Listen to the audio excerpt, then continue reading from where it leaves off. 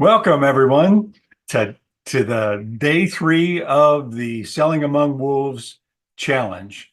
And once again, so grateful that you have joined us tonight. It's my privilege to sit here behind the scenes, so to speak, and make sure everything is running smoothly. I've been watching people chat, and we're all over the globe here: Australia, Singapore, UK, Canada, US, of course, and several other places. So we're just so thankful that you have joined us tonight. And I've heard Michael talk on a lot of subjects, and what he's going to bring tonight is just off the charts, just absolutely off the charts. How he has connected the dots, so to speak, of nature and how it applies to business. He's going to be talking about the natural law for continuous lead generations. Who doesn't want that? Right? Who doesn't want that? So it's going to be a great night. I'm thinking it's like a smorgasbord where half of the smorgasbord has actually been covered up by tablecloth and you can't see it. Tonight, Michael's pulling off the rest of the table that he's offering, and I can assure you, I can promise you that if you choose one item, whether it's from Tuesday night, last night, or even tonight, and put it to use, you will grow your business. Now, there's one fact that I've heard that I think is true, and that is if you don't act on something within 72 hours, probably not going to do it. So I'm going to encourage you to, whether it's from the other night, the last 2 nights, or from tonight, pick something and do it and do it and keep doing it. Like Art, I think I forgot the guy's name, but he wrote something on do it, right? And that's all he said, just do it. Anyway, I'm going to just do it, and I'm going to pass this microphone off to Mr. Michael Pink. Well, hello there, Wally, and hello, all my friends and new friends that are joining us tonight. One of the nice things about preparing for tonight is I get to spend some time with the Lord in preparation, and he's given me a few special things that I'm pretty excited about, which I'm going to be getting into right now. I did want to acknowledge the friends that are here tonight that I normally don't see, that are from all over the country. I've got from all over the continents. I mean, I've got friends from Canada. Richard Macca, he's on the call, and he and I go back to 1977, I think it is, 77, 78, somewhere around there. We worked together. And, Richard, it's so good to see you on these calls, my friend. It really is. But anyway, all the other friends, I can't look at all the names. And of course, they're going to be continue to come in tonight. So we'll just see how that goes. But I'm delighted to have you here. And I'm going to be sharing some stuff that I've been anxious or desiring to share that I think is going to really bless you. Somebody said to me in an email, maybe you can talk a little slower. I will try to do that. It'll take a little longer to get through things that way, but we'll see what we can do. I want to get started here and open some things up for you. And tonight we're going to be talking about the 3 natural law marketing strategies for attracting prospects.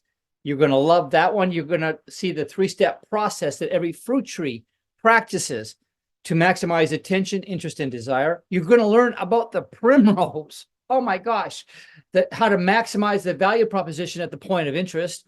You're going to learn what I call the nectar strategy, and those are the main things I'm going to be covering. But I got to give you the backstory. This is how it got going. And I wrote about it in my blog today, and I sent out an email. Some of you may have read that and seen that already. But gosh, back in the early 90s, I think it was. So probably 30 years ago. I'm trying to get my bearings on that. But something like that. I remember standing in my driveway, stressed. Had a publishing company. That's expensive business.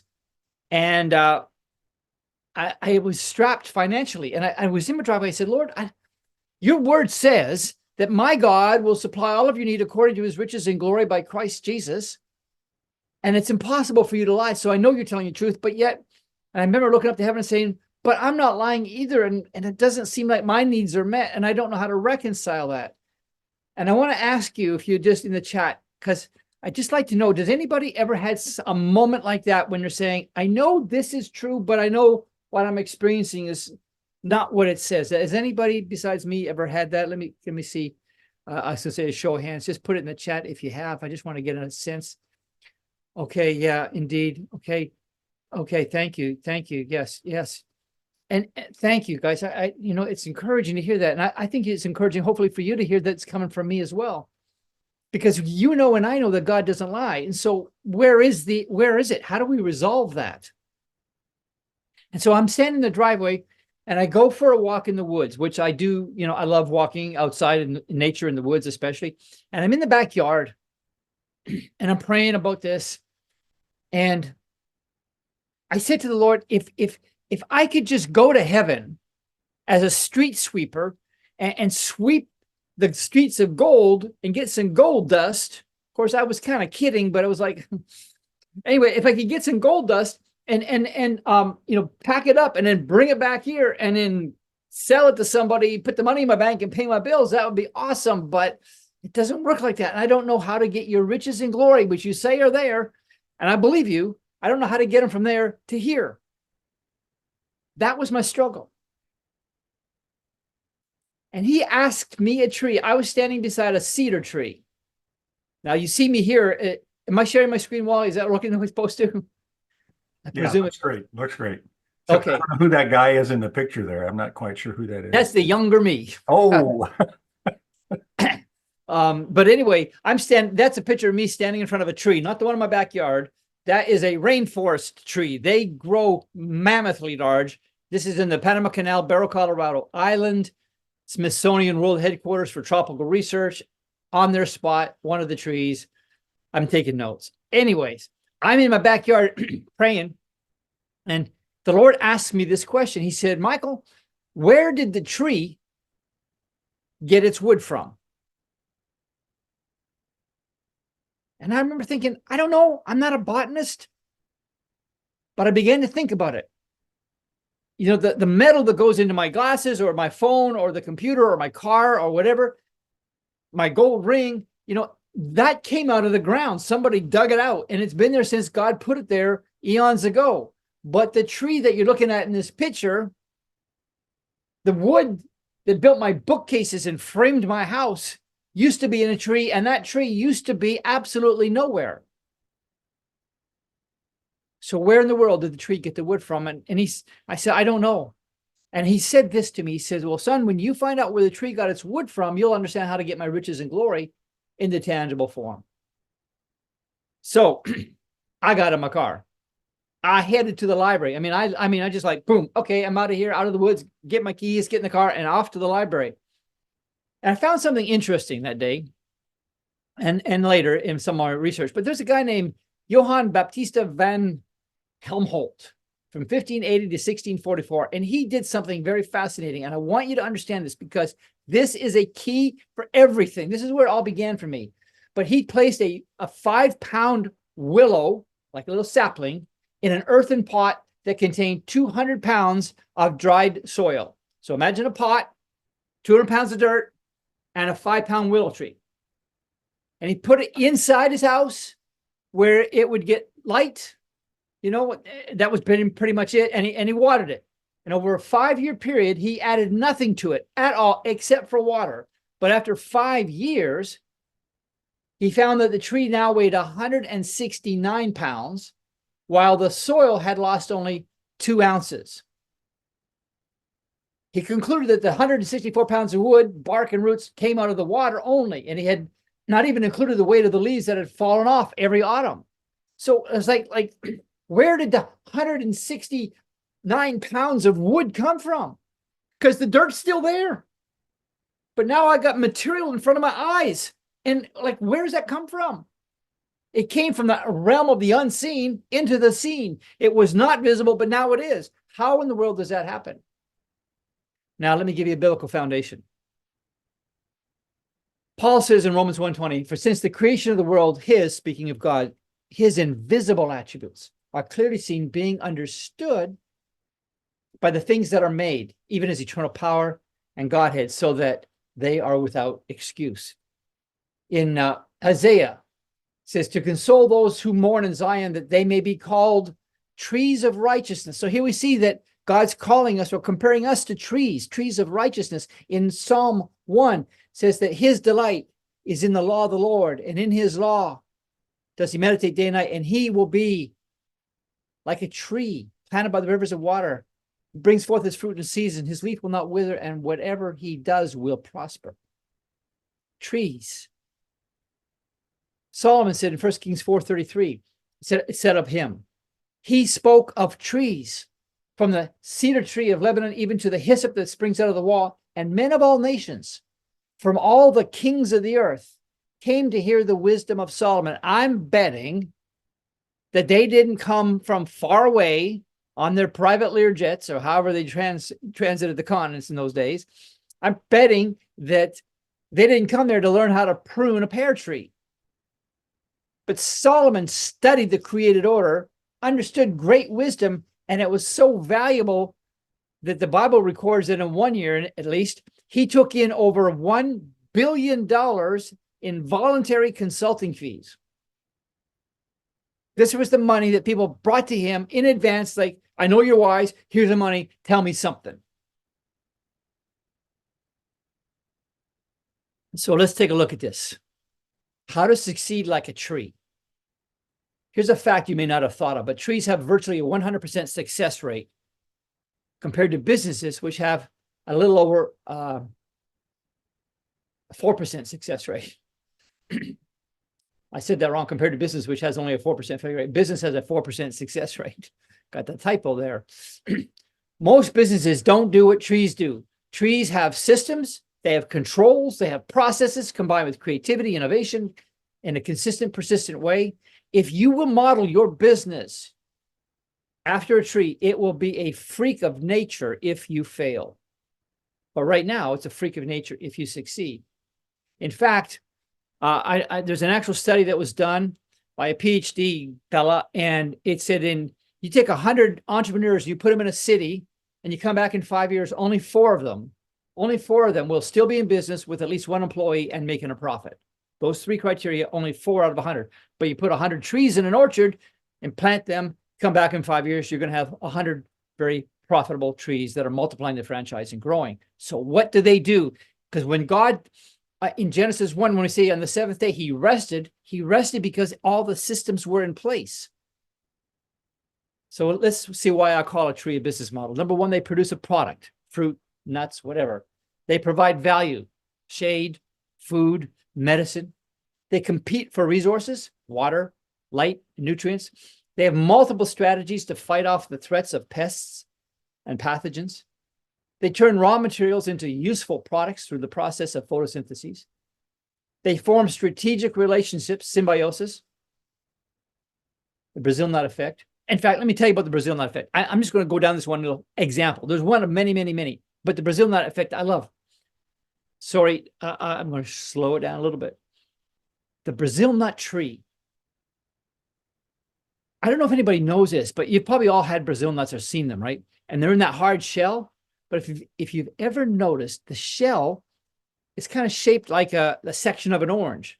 And that's because those nuts that you buy that are still in the shell used to be in a big ball like inside an orange, except for the shell wasn't orange peel. It was a very thick, hard, tough outer shell. And there's only one animal in the rainforest with jaws strong enough and teeth sharp enough that can actually penetrate that, open it up, and get to the nuts. It's called an agouti. And without the agouti, Brazil nut trees would be extinct. Now, it has more than one symbiotic relationship. It has a special one with a certain kind of bee, but we'll talk about that later. But what it does is, here's the deal they strike.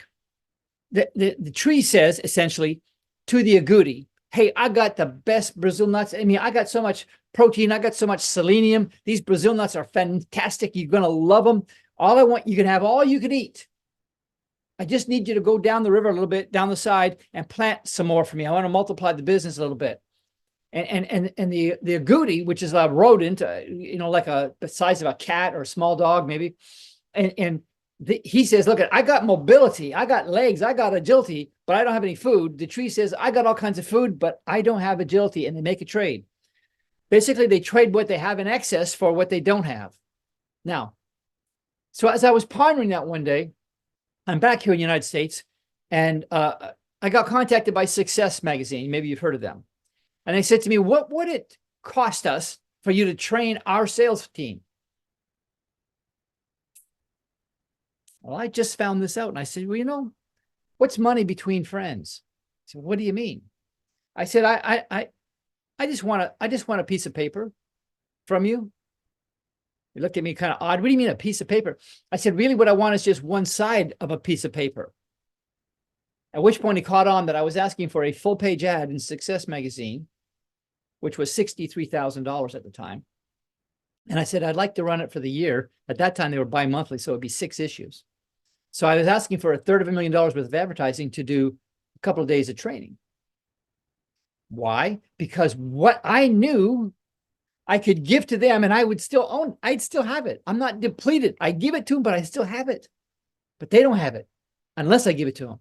And they have unsold inventory. So yeah, go ahead. We'll put your ad on there. No problem. That was the Brazil nut effect. I could tell you a guy that traded a red paperclip for different things. By the end of the year, he had a house. He didn't have to pay any cash for it. So there's a lot to learn from trees. And they respond to market intelligence. Sometime you might want to learn about the bark beetle defense. But anyway, trees are phenomenal business models. And they operate at 100% efficiency. There is no waste on a tree. Now, years later, I'm here in my home and I'm seeking the Lord just like I do most mornings, and I'm just spending time with him. And out of the blue, he invites me to go to Panama. Now, you would ask this question, well, do you have friends down there? No. Have you ever thought about going down there? Do you know any missionaries down there? No, no, and no. Never occurred to anybody. Not me, not my wife. We didn't think anything of it. But he invited me to go, and I said, what for? And he said, I want to talk to you about finance. I want to show you something about the financial realm. I said, okay. When do you want me to leave? And he said, make haste. So about 2 weeks later, I was down in Panama. And I'm up in the, I didn't know where to go. I didn't know why I was there. It's just like, I don't know where to go, but he was directing me. And so one day we're up in Boquete at this particular place that you see here. In the mountain community up there in Panama, down in Panama. And he says to me, son, I'm just walking from my cottage, if you will, that they have there to that place on the right that you can see where you can go have breakfast. I'm just walking from point A to point B. I'm not really doing anything but thinking about what I'm going to have for breakfast when he says, son, everything you need to learn about business, you can learn in the rainforest. I thought, what are we talking about? I went to the front desk. I said, are they having a business seminar in the rainforest today? And she looked at me like I was a nutcase. No, of course we're not doing that. I said, huh, okay. So I don't know what that means exactly, but I did learn something, that trees have 3 forms of marketing. This is natural law marketing. And if you want to know how something works, you want to say, well, how do you get marketing out of some of this stuff? How does that work? It may not make sense to folks. Well, the way you determine it is by the various roles that are played by the various parts of the tree. What do the leaves do? What do the flowers do? And so forth. And when I was in Panama on one of my trips, I went there 5 times. I think it was the 2nd or 3rd trip. I had a private tour, a small group of about a dozen of us, I think, with Dr. Helena Fortunato at the Smithsonian World Headquarters for Tropical Research on Barrow, Colorado Island, in the middle of the Panama Canal. And we're going through the forest. And she says to me out of the blue, basically, she said, in the rainforest, color is very... Now, let me ask you something. In the chat, how would you finish that sentence? How do you think she might have said it? Color is very... In the rainforest, color is very... Throw some ideas here. Let me see how you might finish that sentence. Rich, intense, complex, important, strategic, important. Give me 3 more. A couple more. Expensive, prominent. Who said expensive? Who said expensive here? I saw that word. Somebody did. Daniel Marzan. Hey, Daniel in Miami. He's absolutely right. Alive, important, attractive, elaborate. It's all of those things. But what she said to me is, in the rainforest, color is very, and I think she's going to say beautiful, attractive, something like that. She said color is very expensive. And I was kind of puzzled at it. She said, do you know why? I said, no. She said, it takes more resources from the tree to produce color than it does the green or, the bark of the wood or anything else. But when it produces white or pink or orange or whatever colors the flowers are, that's very expensive. And then she pointed out some trees over yonder, because we're in the dry season, and they had no leaves on them, but they were full of flowers. And she said, trees have to market. She said, the color is for marketing. That's the purpose for it. It's got to market. And marketing is so important that in the dry season, in order to survive, a plant will sacrifice the leaves for a period of time, but not the flowers, because regardless of what's happening in the economy, we got to market. We got to do that. And she explained the whole thing to me like, wow. And then I later found out that companies that advertise, continue marketing during a down economy, grow at an enormous rate more than companies that say, oh, it's a tough economy, I better not advertise. It's a dramatic difference. Anyway, I learned that lesson in the rainforest. It's very powerful. So color is very, very important. And it's about marketing. So naturally, later on, years later, I'm coming back, I'm thinking, well, I need to learn about marketing. I want to understand how that works. And so I got 3 strategies that I'm going to talk to you about. Here they go. Number 1, you need to understand trees release water. Now, that is informational marketing. That is educational marketing. Here's how it works. The Bible says it compares water to the word of God. It says in Ephesians 5, the washing of the water of the word. In Isaiah, it says, for the earth will be filled with the knowledge of the Lord as the waters cover the sea. We know, I can give you more, but that's enough. Now, according to a German scientist, more than one, they say that water has memory and it transmits information. It doesn't mean memory like it's conscious and it can chit chat. What it means, they're saying, is that as it travels, it picks up and it stores information from wherever it's been and all the places it's traveled through, and it brings that information forward, or whatever purpose that serves. Well, in the rainforest, 50% of the rain that falls on the rainforest today came from the tree itself. They suck up the water from the ground, goes up from the roots, into the branches, out to the end, into the leaves, and then out into the air, forms clouds, and falls back down. And water is information. And so what it's doing, if you look at this, because of what it actually does, is it is releasing free of charge information. Think of it in that way. It's educational marketing. So for example, when I write blogs, I try to do a good number of them that are sheerly informational, educational, helpful, no strings attached, want to be a blessing. Okay, that's informational marketing. The second kind, it also releases oxygen, which is inspirational or motivational. The Bible says that the leaves are for healing. So you want to make sure that you are solving problems. And oxygen gives you a breath of fresh air. So think about this. Oxygen helps living things unleash the stored energy available in their food, thus enabling action and growth. So like oxygen, motivation or inspiration unleashes stored energy into productive action, resulting in growth of the person or business. So this kind of marketing is when you share inspirational, uplifting content. It could be just something that gives somebody a good feeling. I'm not asking you for anything. Every once in a while, I'll send out something that I have found, and I think, oh, this is awesome. I didn't write it. I didn't think of it, but it is wonderful. I'm going to share it with everybody. That's releasing that. And what happens is over time, especially if you're consistent at it and do a lot of it, people start to look at you as a source for education, information, and inspiration.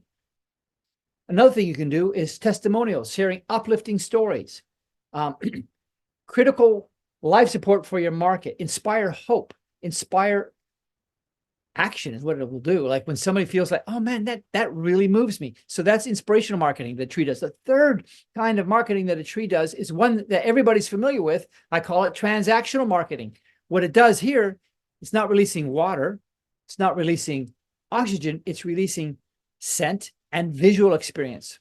It's the flowers, really. And if you notice in this picture, there's 3 critters sitting on that particular flower, and they're not even the same kind. I mean, you got a butterfly, you got a bee, and you got whatever kind of bug that is, right? And that in itself is a great marketing strategy, because they're introducing competition. The flower evidently has enough pollen, enough nectar. Something about it is like, oh my gosh, this is so good that all the bugs are heading towards it. And that's exactly what the flower wants. That's exactly what the business wants, is to have that kind of action going on. They exchange pollen and nectar for pollination and spreading the word. They exchange later on fruit and nuts in exchange for seed distribution and expanding the franchise. So if you're going to try to attract a lot of people, you want to have really good nectar. Now, as an example, yesterday I offered some nectar, some books in exchange for you guys spreading the word. Last count, I haven't checked it in, I don't know, 24 hours. I can't remember when exactly I checked it last, but at least 60, maybe closer to 100. I'm not sure how many people said, you know what, I'm going to do this and share and spread the word. And they did that. Thank you, by the way, for all of you that shared the links and all that. I really do appreciate that. And I offered some nectar for that. I offered a little, I said, if you do that, I'm going to give you a book. And so that basically, you helped me in the pollination process. You helped me spread the word. And for that, I'm very grateful. Now, I said I was going to talk about a 3-step marketing process. Well, the tree is the vendor.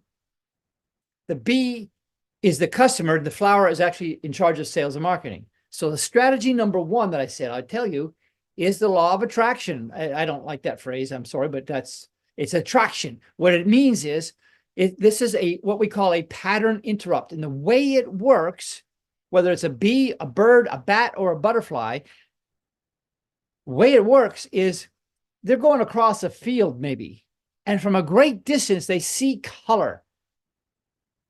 Color has that effect. When I was down in Panama, the first time going in the rainforest, I remember looking through the woods and seeing brilliant orange flower growing, an orchid on the side of a tree. And I hastened over that, climbed over logs and sticks and everything else just to get close enough to it to take a picture. And that's the way it works. And so the first thing that has to happen is attraction. And it happens by a pattern interrupt, meaning I'm seeing something that I don't normally see. And it's kind of got me curious. Now, maybe when you're promoting, you're trying to get people to pay attention to you. It might be in the form of a headline. It might be an unusual color or bright color. It might be in the form of movement. It might be a great image. It could be anything at all. But it's something like that. Number 1, you want to attract attention. And when you do, you're going to get somebody coming by to take a closer look at it. Now, the second thing about the attention I want to say is, people have got to notice it. The Bible says here, Jesus saying, to you it has been given to know the mysteries of the kingdom, but to the rest it is given in parables, that seeing they may not see, and hearing they may not understand. Well, that's a lot like marketing. Why? Because here, these flowers, they give off UV. These are ultraviolet light. These are visual cues that only specific pollinators, specific bees, or maybe birds, depending what it is, only they can see it. Everybody else misses it. Well, how does that work in business? Well, it's like this. You see an ad on TV, attention, all seniors over the age of 65. And you think, well, I'm 45. I'm not interested. You tune it out. You don't see it. You don't hear it. You don't understand it because you don't care, because it isn't relevant.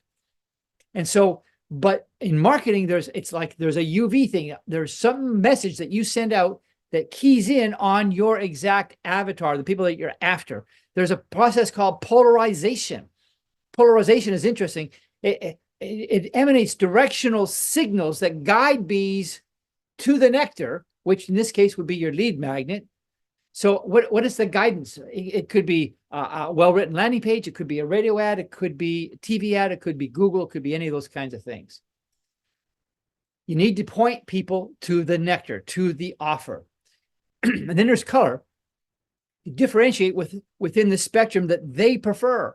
That's why you see bees going for pink flowers and you see birds going for oranges and yellow.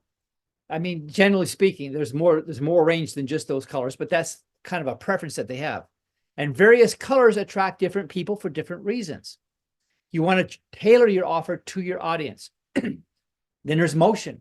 How many times have you seen these ads, excuse me, I don't know, on the internet, and there's somebody's moving around doing something crazy, or maybe, on the street, sometimes you have to have seen it. Some guy's wearing a sign and he's dancing, right, with his sign. Okay, that is a pattern interrupt using motion. And then size and shape. Here's something very interesting. Bees recognize patterns. This is important because the flower sends out certain patterns, if you will, or model a certain pattern to attract a certain type of customer, a certain kind of bee, and it's what it does. And Jesus did something very similar. He introduced new ideas by connecting them to old ideas. And what the bee wants to do is it's basically, it uses a size and a shape that it's familiar with to attract it over to get some of the new pollen. And so when it comes to marketing, think, what can I do that somebody's familiar with to connect it to something they're not familiar with? Because if I can make those things connect, I'll be more successful in my marketing. Now, that's all about attraction. Number two is securing interest, which means, in short, pass the smell test. Okay, so the smell guides them towards the highest nectar rewards. They're looking for the best ROI for the journey because it takes a lot of energy to buzz around and fly, half a mile to a flower patch or whatever and come back. So they're looking for the best ROI. And so they basically are saying to the flower, if I give you my email, I want to get some good nectar. In marketing terms, you need to stand out as having the highest value nectar relative to your prospect's interest, because a lot of people give away junk. So when you're giving away something as a lead magnet, hey, give me your email, I'll send you this. Don't give away something worthless, something of low value, because people will assume that the things that you charge for aren't any good either. People have their own BS detector, just like bees. They can detect potential threats with their smell test. So they see and they come in closer. You see something that looks interesting, you come in closer, and basically you go through a smell test. And bees are looking for two major things. Number one, they're looking for nectar. Now, here's the thing. I studied out, okay, what does nectar provide, and how does that equate to you and me in our world? Because if I can match that, I've got a winner. So here's what it is. Nectar, which is sugar, provides energy source. It energizes them. It's motivation. It's inspiration. Rah, rah. Nectar. It also provides for flight and foraging. In other words, it gives them the freedom when they have it to pursue their interests. It also is used for hive maintenance, which is, think about that in terms of your household living expenses. It's also for brood rearing. Think about that as I got to feed the kids.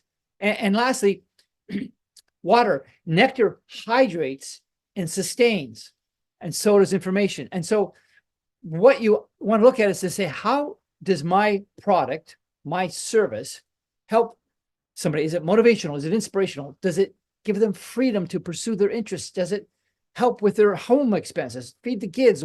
How does it help them? And that's just the nectar. The other thing is the protein, which provides the building blocks of life, the practical things that people need to build their lives with. It's for tissue repair and building strength. In other words, help your clients recover from loss and strengthen. Many of you on this call tonight, I know this. I've been there myself. I've had my share of losses, right? I'm sure you have too. And so I'm here tonight wanting to help you recover that. Recover from loss. Strengthen you. I want to help. Also, pollen helps with longevity and health. So I want to reduce their vulnerability of people through strength and get them healthy. Eileen, I don't think she's on the call tonight, but her business is all about getting people in good shape that way. So that's that three-step process. And then there's this thing called the primrose effect.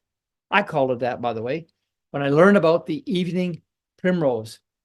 This could actually double your sales. When I discovered it, I thought, who knew this actually happened? When a prospect is doing their smell test, there's a bee, he's close, he's sniffing it. You can see him, you can almost hear him buzzing. He's sniffing right now. He's trying to figure this thing out. Well, there was an impressive study conducted that not only can plants hear, I put hear in italics, so they say hearing, but it's really sensing, I suppose, but they can rapidly respond to certain sounds. Now, who knew that your flowers were listening? The primrose, for example, activates certain protocols designed to lure nearby bees to them when it detects the buzzing of bees. They discovered this when they Researchers noted that upon playing a recording of a bee buzzing near some evening primrose flowers, within 3 minutes, they began to produce sweeter nectar, increasing the sugar concentration by 20% to incentivize the bees to pick me, get mine. I need the pollination. I'll throw in this extra thing. They're sweetening the pot. It's kind of like, but wait, there's more. It's kind of like that. But I did not know this was modeled by the primrose, not just the primrose, but that's the one they did the study on. Think of it like the bonus. I've got some bonuses I'll share with you tonight, but most people don't want to search endlessly for a solution. So if during their search, they come across a viable option and are then offered an extra incentive to act, that will, in many cases, close the deal. And that extra 20% can be a bonus, but I believe also scarcity is implied, because if the nearby bee doesn't take it, somebody else, another bee, will do it. The power of a good referral. This is powerful, folks. Powerful. Once a honeybee finds a good source of nectar and or pollen, she tells others. First, she'll bring a sample of the resource she's found back with her to the hive and share it with the others to taste it and to smell it, so they know what they can get for themselves. Then she will give detailed directions to the other bees by performing a set of movements commonly referred to as the waggle dance. The waggle dance. Do the waggle, not the hustle, do the waggle. The bee will perform this dance in what ends up being a figure-8 pattern, so every bee in the hive gets the same directions. And she may do this thing dozens of times, but amazingly, the straight line known as the bee line indicates the exact direction the food cache is located and the exact distance to be measured to where the food is, measured by the number of wags that the bee makes. So when you're marketing, remember, get folks doing the waggle. And you guys, many dozens and dozens of you, did exactly this graciously. You went out and you told your friends on your social media, you got to check this out. And you gave them a straight line and said, it's right here. Here's the link. Be there, be square. It's at 8 o'clock. You know, I'll be there too. Something. I don't know exactly what you said, but you did that. That is the waggle. That is that. And we had an army of people that were doing that. Thank you, Wezzy. Yes, thank you for everybody that had done it. Thank you, Helena. I know you did that as well. I know many dozens of you did it.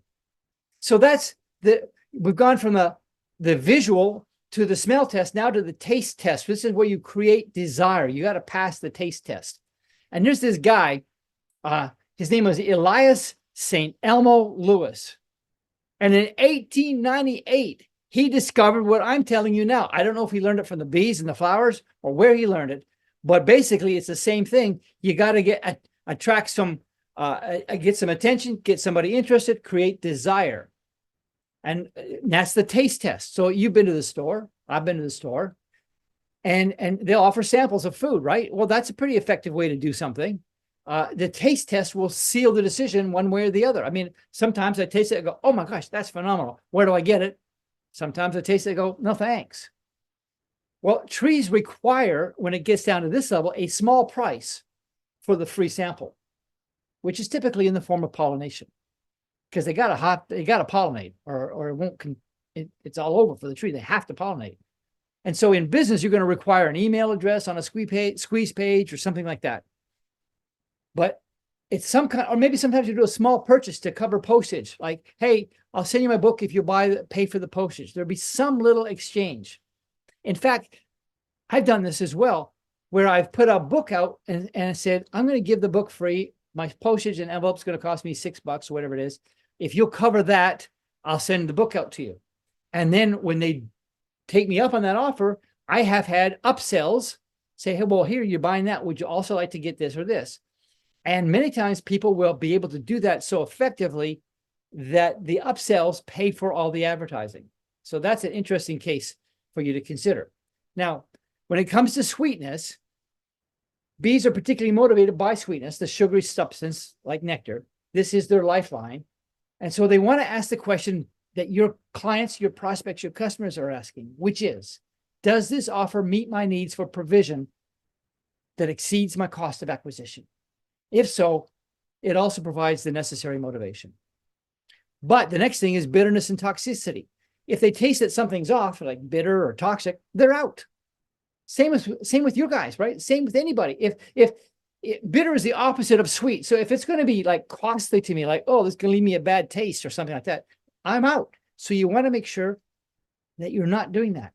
Toxic would mean that they believe your product would have some undesirable effect on them or their world. So what the bees do when they get back to the hive, another thing they do is they use taste to communicate within the colony by sharing their experience and some of the food with other bees via mouth to mouth. Mouth to mouth. This is the epitome of word of mouth advertising, which can be great or bad, depending, of course, on who's doing it and what they're saying. But this is what they do. You want to encourage word of mouth advertising. You do that by having really good nectar. So be sure to leave a good taste in their mouth, because taste impacts emotions, scientifically proven. Melanie says, do the waggle. Yeah. Oh, I love that, Steve Martinez. Oh, Michael, next demo I do, I'm adding honey to my tortilla samples. Love it.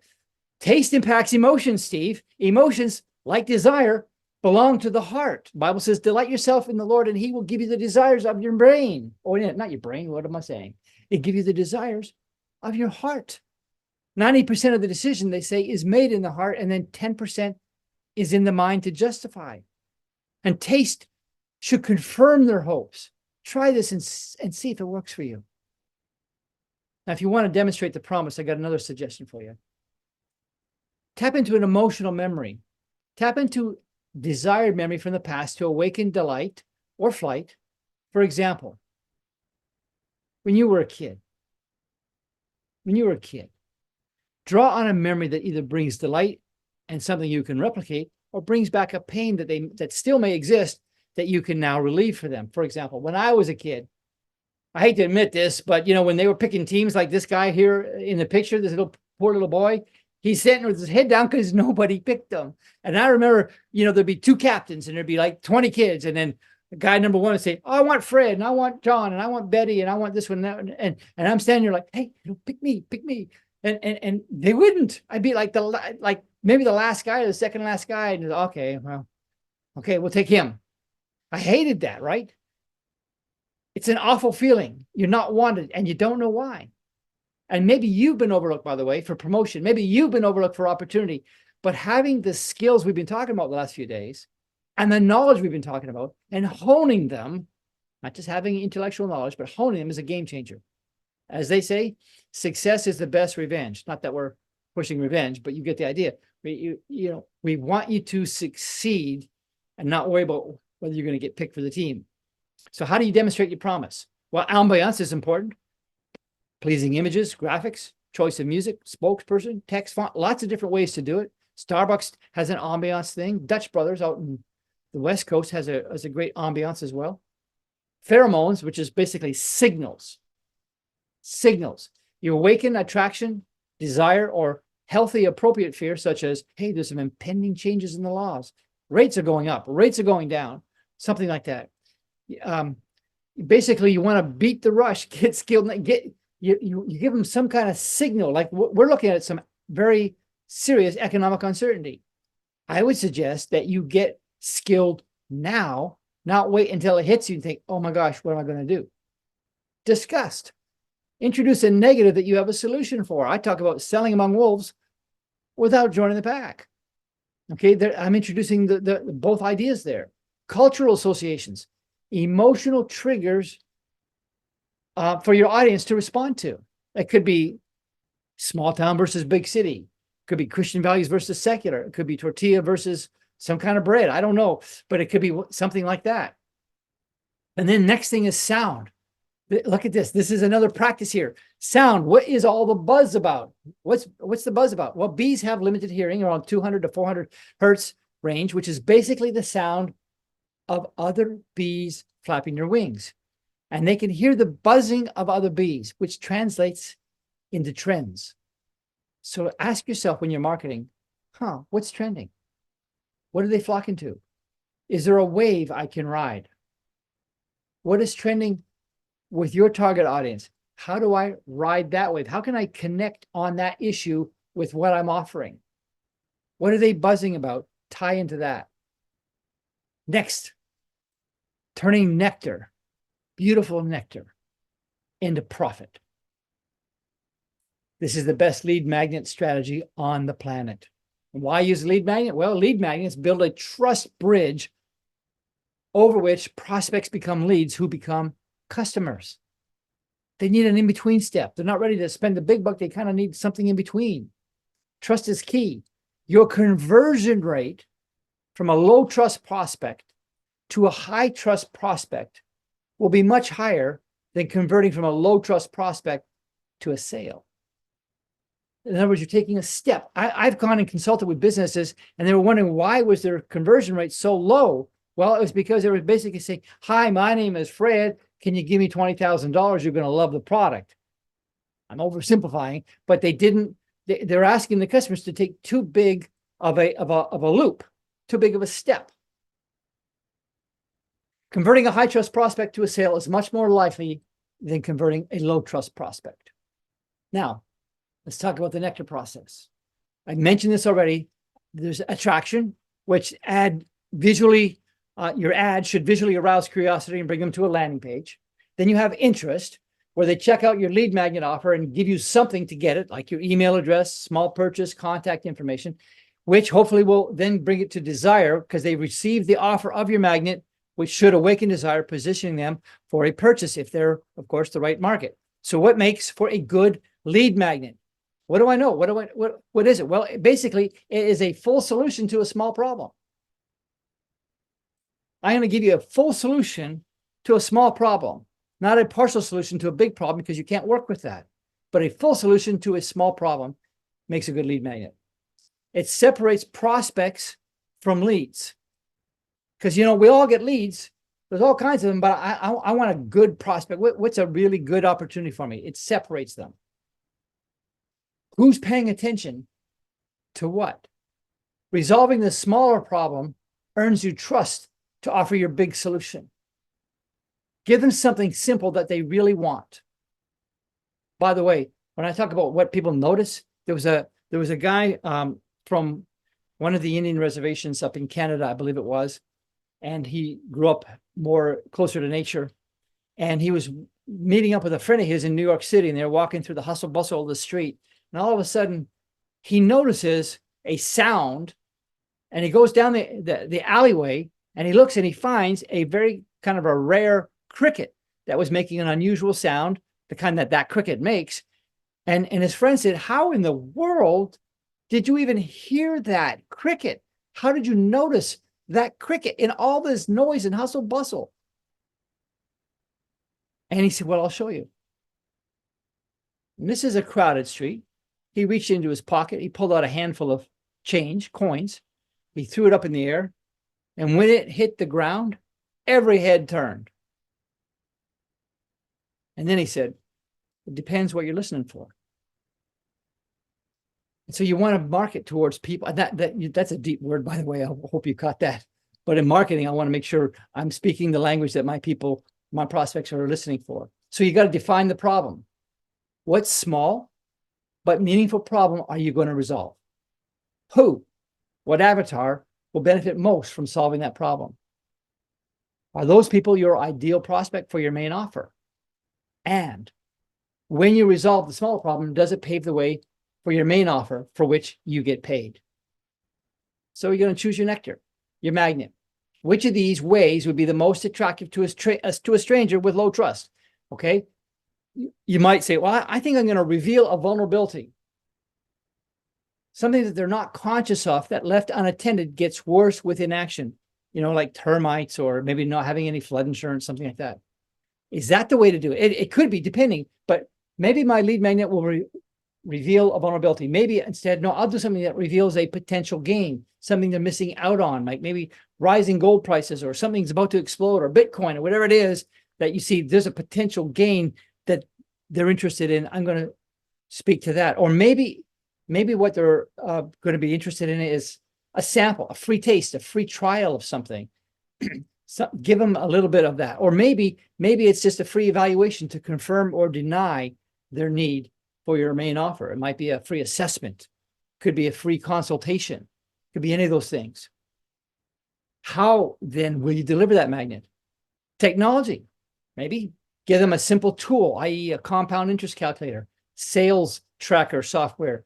I'm going to give you guys that because you're here, you're live. And so next week when we sort through everybody that came, I'm going to make a video and I'm going to show you how this tracker software works. That's not software, excuse me. It's a spreadsheet. I'm going to send it to everybody that showed up live. You're going to get that. Eric Beck has an incredible software program. He's not going to be talking about that tonight. I've asked him to come on for a couple of minutes, but it's called Spartacus.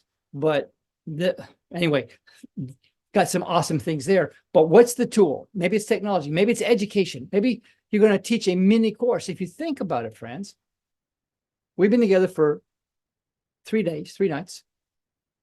I've put a massive amount of effort into providing this and praying, saying, Lord, what do I give? What is your heart? I'm trying to love on you, love on him through you, essentially. Teach them maybe a mini course. Maybe it's going to be service. I'll work for free. I'll rewrite some ad copy. I'll audit their investment portfolio for values-based investments, or do a free consult, something like that. Or maybe it's just something tangible like they can handle, a free bottle of supplements, a free physical book, something like that. How will you deliver your magnet? Think about that. And then name it. Name your baby. You don't have a child and then say, you know, it's 6 years old and say, what's your boy's name? I don't know, I haven't figured it out yet. Hey, you, the tall one, come over here. Nobody does that, right? You got to name it, because when you name it, it gets power, it gets legitimacy, it gets authority. You see a picture of my friend Robert Henderson, his wife Barbara in the middle, and his brother John. They have a company called Henderson's Lineup and Supersteer Parts.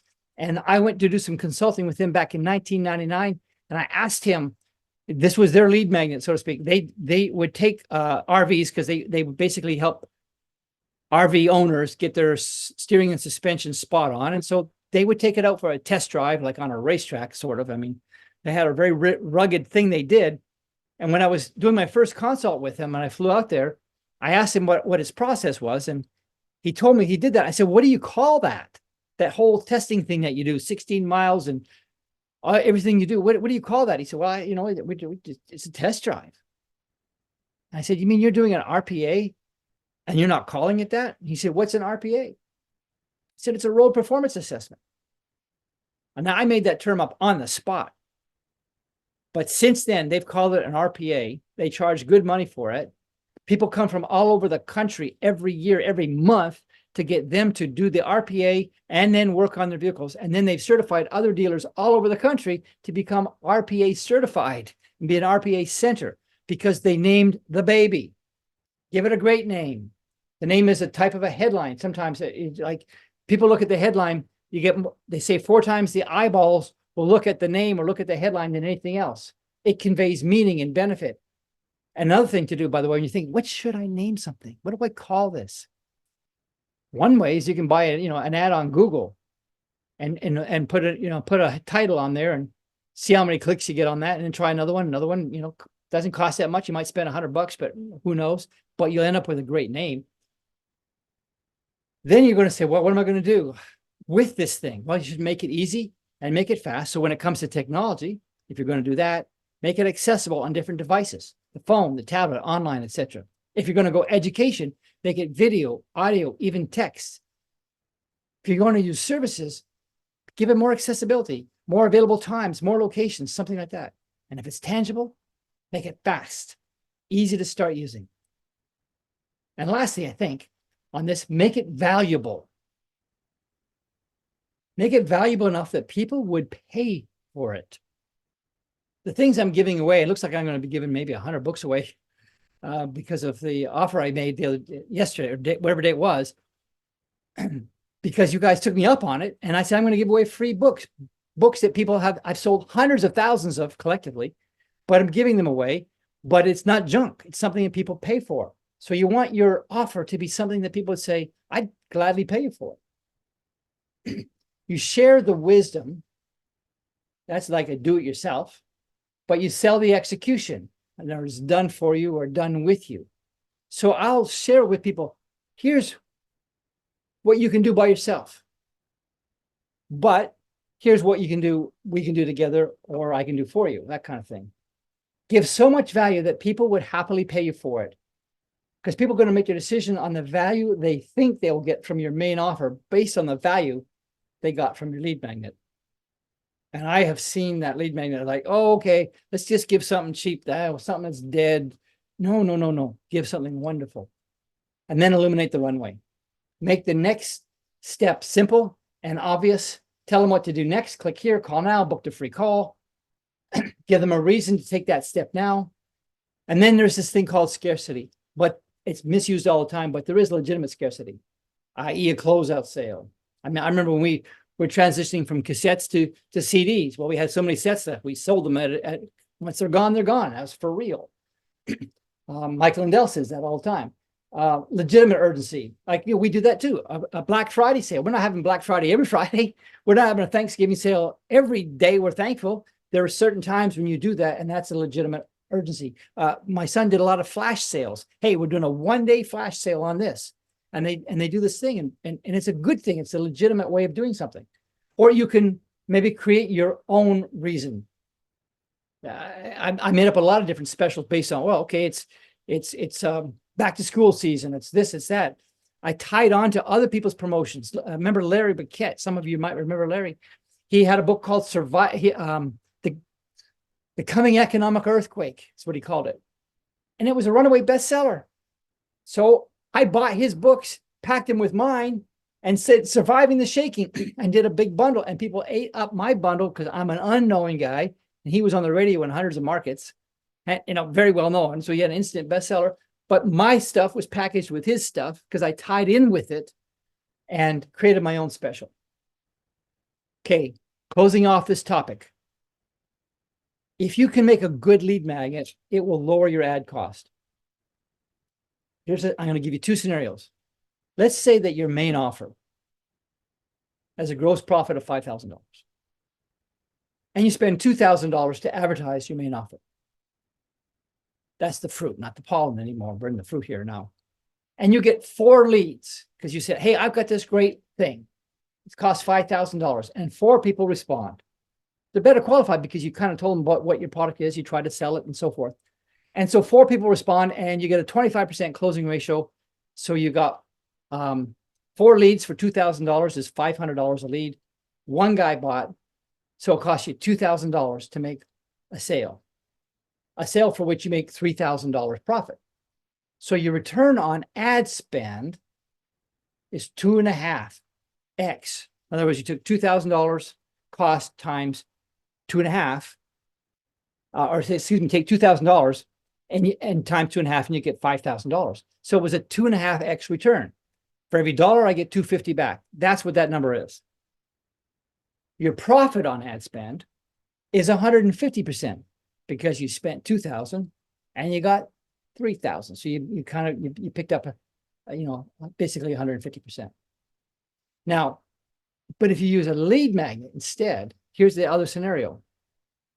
Your main offer still has a gross profit of $5,000.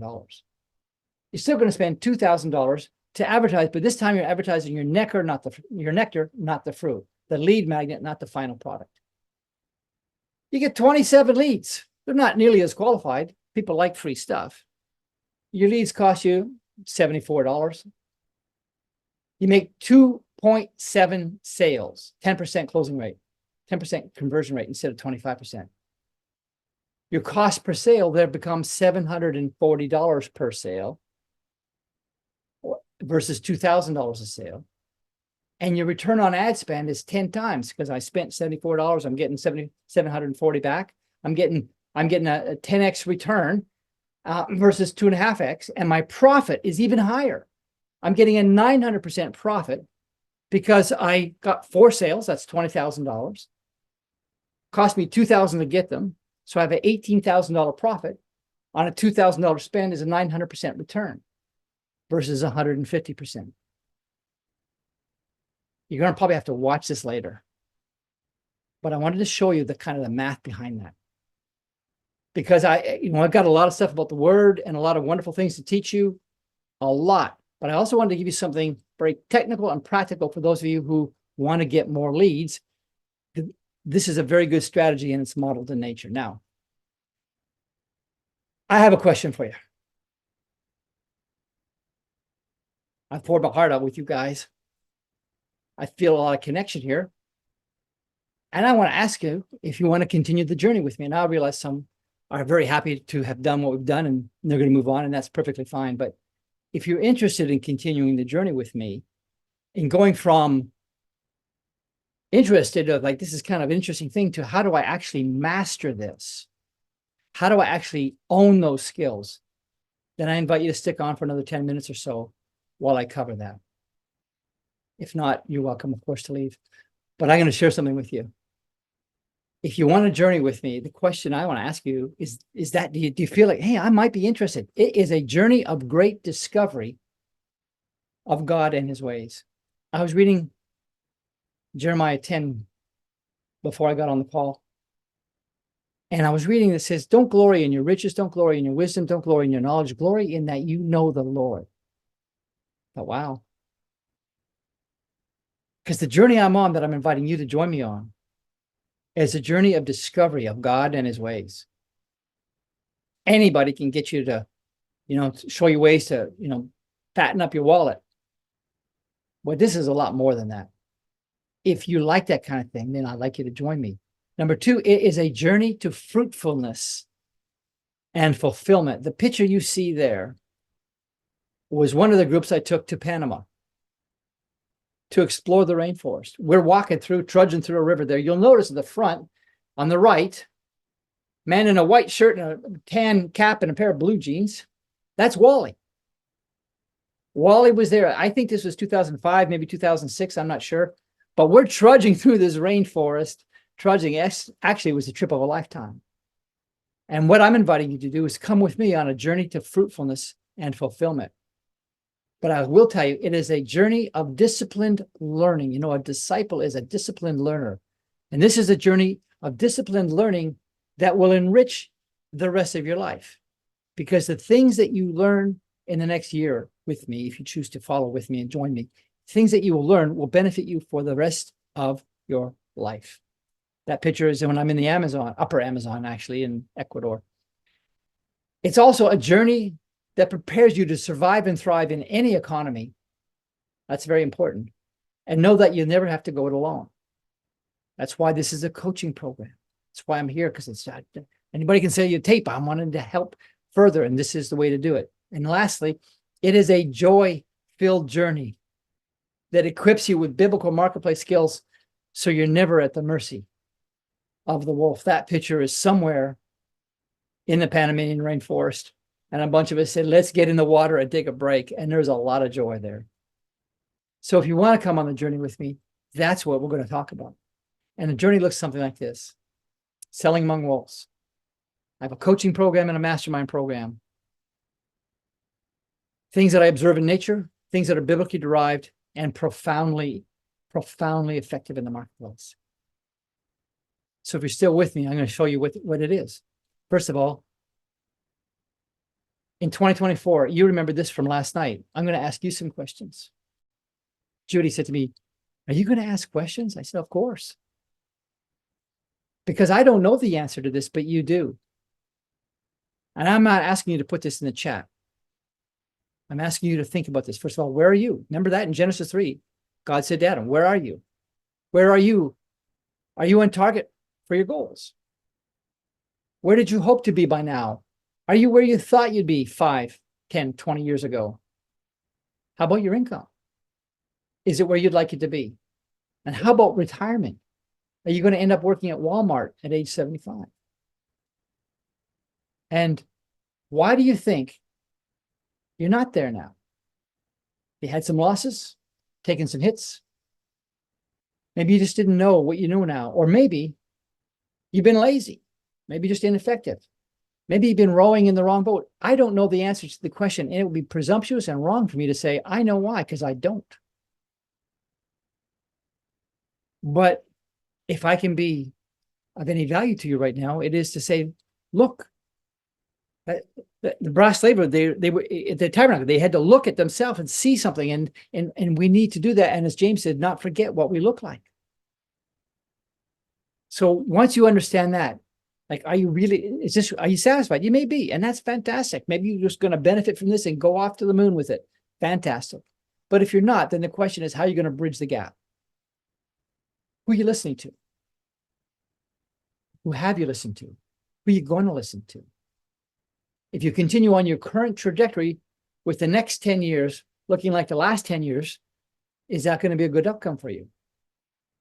Maybe some of you say, man, if my next 10 years are as good as my last 10 years, I will be ecstatic. Great. And maybe that's good. Some of you may not. I don't know. That's for you to answer. I'm asking the questions. You have to answer them for yourself. What have you tried in the past to get you ahead? And how did it work? And if it hasn't, why not?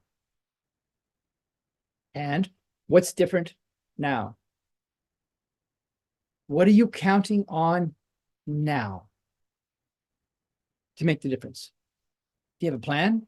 And if you do, how is it working? Again, I'm not wanting the answers. I'm just asking you to think for yourself. Measuring the cost of delay. I didn't come up with this line, but I thought it was good. Heard a guy say this a couple of weeks ago. Procrastination is the assassination of all destination. So my third question is around this topic. What are lost opportunities costing you? What would 2 times, 10 times, or even 100x over the next few years do for you? What would a strong negotiating skill mean for you for the rest of your life? The seven words I gave you last night will pay for a coaching program for a year very easily. Assuming you spend money, out in the world. The 3 biggest limitations and the greatest leverage points that you have, they're the greatest limitation and they're the greatest opportunity. And they're the same thing and they're optional. The first one is belief. What you believe. I don't believe this crap. I believe it wholeheartedly. I don't know where you land, but what you believe is going to determine what happens next. Applied knowledge or skill. That's your greatest leverage point. It's also your greatest limitation if you don't have it. And then desire, motivation. Yeah, I'm pretty talented and I believe all that stuff. I just don't feel like doing it. Then that's your prerogative, of course. But if you have the desire and you want to have the rest of it, you can do it. Those are all optional things. And closing on this part, lack is temporary, but wisdom is forever. So I'm encouraging you to say, get wisdom with all your heart, get it. And maybe you have a better way to do it. And if you do, by all means, take it. But now here comes the Selling Among Wolves bi-weekly coaching program. This is what I want to tell you about. Just take me a couple of minutes. Bear with me. It's got 4 components. First of all, there's the bi-weekly coaching. This is for a year. It's not forever. It's not for 5 years. It's a 12-month program. We meet noon Eastern on the 1st and 3rd Fridays of each month, except for holidays. This is important.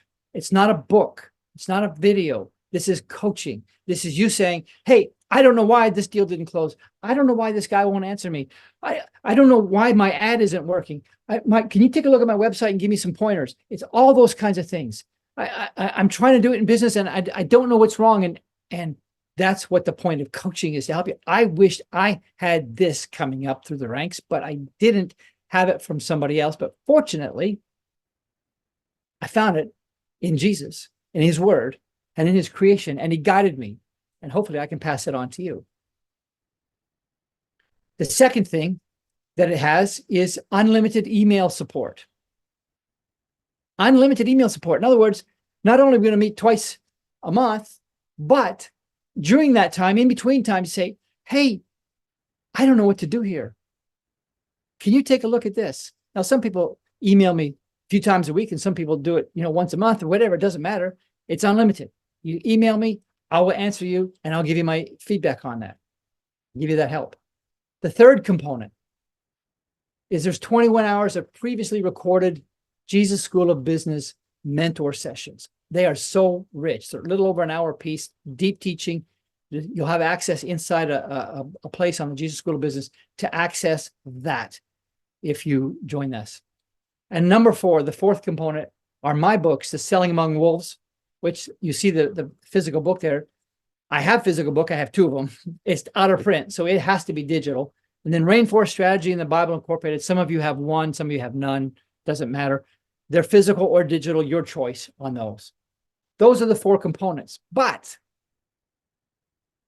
in addition to that, I got some nectar for you.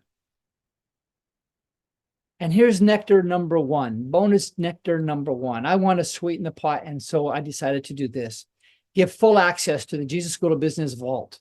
There's over 380 videos and growing. It's on-demand video training in addition to the live meetings. We've got 179 videos so far on God's Best Kept Secrets, which is a series of 4 books here, which I'll tell you about. But 179 videos there, 119 on Selling Among Wolves. You got Succeeding Among Wolves, which, by the way, what does that mean? I'll tell you what it is. It's like the Genesis business model. It's like 7 wealth secrets of the rainforest. It's the rain catcher's secret. All kinds of teaching for success in business and life, really. And then there's Marketing Among Wolves, another 14 videos. And then we got audio programs. That I'm throwing saying you're going to have access to all that. And that, by the way, that is not a static list. It grows month after month. Second bonus. Yeah, I got 4 bonuses. The second one is weekly self-guided Bible study. That's the first one. It's a study sheet. It gets emailed to you. We were having groups meet in Kansas and like Wichita, I think it was, in Ohio and Florida and different places. All of them going through live in a group setting once a week through this Bible study program, which you can do in your company, your office, or wherever you want to with other people or just by yourself. The third bonus is God's Best Kept Secrets. This is my new series of books. You've seen some of these. You've seen me talk about these before, perhaps. God's Best Kept Secrets. It's 101 of the best secrets I know of that God gave me without the rush of trying to squeeze it in a 45-minute time frame. And so some of the people that you might know are Peter Daniels, who gave me great praise, the Benham brothers, Os Hillman, Rick Osborne, John Boehner with Wise Counsel, Herman Bailey on Christian Television Network, Dr. Joseph Peck, some of you know, and many others.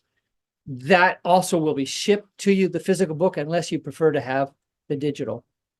And bonus number 4, I got permission from Peter Daniels. He's the guy that was an illiterate bricklayer, gave his life to Christ at age 29, went into business 3 times, went broke 3 times, but the 4th time, through another encounter with the Lord, turned it around and became phenomenally wealthy, single-handedly paid for out of his own pocket, the largest Billy Graham crusade in the history of Australia, did amazing things, giving away millions and millions and millions of dollars to all kinds of causes. He's now 95, I think. I asked him if I could have his library digitally and give it to you guys. I'm pretty sure I'm the only person in the world that's allowed to do that. And it's his life, over the books he's written, over his life. This incredible man gave me his library, and you have that as well. Now, here we get to the value, which is different from the price, but I want you to get some idea of the value. The value of the coaching program by itself is $5,000. The previously recorded programs are about $2,000. Email support, that's a tricky one, because if you use it a lot, it's worth a lot more than $4.95, but if you don't use it, it's less, but it's about that. My books are $45. The nectar, the access, if you go to my Jesus School of Business right now and you go there and you add up the price of everything individually, it comes to $7,732. But you have 1-year access to access all that included in the program. Peter Daniels' library is $197. God's Best Kept Secrets is $89 if it's shipped to you. And the Bible study is $37. So the total value of the program is $15,589. And I say value, really? It kind of depends what you do with it. But it's very valuable. But let's talk about the cost. The investment with all components and bonuses is $49.97. But there is a discount, a launch discount. I'm launching this. This is the launch. And we have a discount of $2,000. Lasts for 5 days, bringing the price down to $2,997. That is the investment. You have a 3-pay option of $1,100 if you like. And you can certainly go to JesusSchoolOfBusiness.com/SAW. Wally, I'm probably sure is putting it in the chat right now, but it has, that's the investment for that program. Pretty cut and dry. $29.97. You remember the gold coins I talked about the other day? You say, $3,000. I don't know if I got that. If I was selling gold coins, a pocket full of those for $3,000, everybody would be, reaching for them. But I will say, this isn't right for everybody. So it's up to you. I'm just telling you, there's a lot that goes into this. Here's something personal. My kitchen sink got stopped up the other night. You know how that is. They don't clog up in daytime. They clog up at night or on the weekends, right? So it's at night and we think, what are we going to do? And Judy's Googling and she said, well, we tried baking soda, we tried vinegar, we tried boiling hot water. Anyway, we got it cleared. I thought, okay, we're good. A few days later, I ran into the plumber who happened to be a guy I went to church with. He was going through my neighborhood. And so I stopped him and I told him about it. I said, I would have called you, but I thought it's got to be simple. How hard can it be? And so I said to him, I thought, well, why spend $200 when I can just fix it myself? He kind of laughed. He said, well, it'd be $300, first of all. And secondly, let me tell you why. Because, and he started giving me all the details. And I thought about it. $300 for a half hour work or whatever. But he's got a truck full of tools. He's got a master plumbing degree, whatever it is called. He's got employees. Well, we do too. There's me. I got Wally. I pay people in the Philippines. We're growing. We're going to be bringing on coaches. We need a lot. This is a big event. If we're going to be coaching you, we got to provide, there's a lot that goes in behind the scenes. So that is the coaching program and the option. And we start a week from Friday. All sessions are recorded for later access because usually people can't make it every time. So they're always recorded. That is the coaching program. The other one is the mastermind program. It's the Selling Among Wolves weekly mastermind. This is the other choice. It's everything that's in the coaching option plus everything I just told you plus double the number of live coaching calls because we meet weekly, not twice a month. So it's twice as much interaction, twice as much opportunity to pick my brain and ask for help on things. Secondly, it includes over 250 hours of previously recorded mastermind sessions. It would take me 5 hours to tell you what those 250 hours of content is, but there's tremendous content of teaching that's also available in there. And there's a bit of a screenshot of some of what you'd see. But I also put in some bonuses. And the first bonus has to do with the flagship assessment. And I've asked my friend Eric Beck because I said, Eric, he's done things for me. I've done things for him. I said, can we put this in here? Can I include this? The next 2-3 things, about $1,000 worth of bonuses.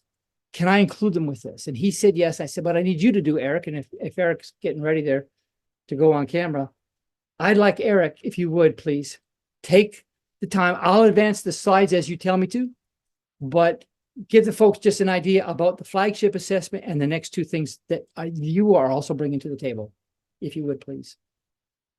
I'll stop the screen share. I guess, do I need to stop the screen share? No, you can just talk over it for now, I think, right? You're muted, Eric.